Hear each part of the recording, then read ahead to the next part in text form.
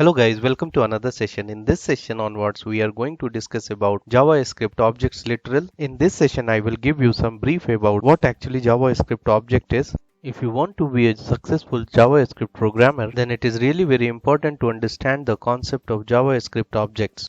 In the earlier session, we have seen one type of an object that is called an array, but I haven't discussed about what actually the object is. So let's start our discussion. So what actually an object is? An object is a collection of properties, and a property is association between a name and a value. Along with the property, it has methods as well. So let's look into the example which we did earlier. Then you can easily relate the definition with the example which we did earlier. In our earlier example, we have created an array called fruit ball. So this is actually an object and it offers us property as well as the method. So let's look into the what are the properties it offers. If you remember that when we wanted to calculate the length of this array, so how did we calculated that? So if you remember, we have used there is a property called length. So see here, this is a property and it returns us the length of this fruit ball. Length means how many number of element it has, and then it has also offered us various methods.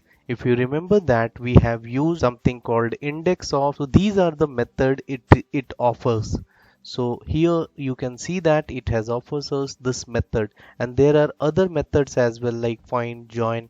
So these all are methods which comes with this array object. One thing you should remember that objects in JavaScript, just as in many other programming language, can be compared to objects in real life. So for example, if you take an example of a phone, that is a real-time object and it has properties like color, size, models, and many other properties. Along with these properties, it has also the functionality like ringing, taking a picture. It has music player, you can use it as music player. So all these functionality is being offered by mobile object. So on the same aspect, the object in JavaScript is no different.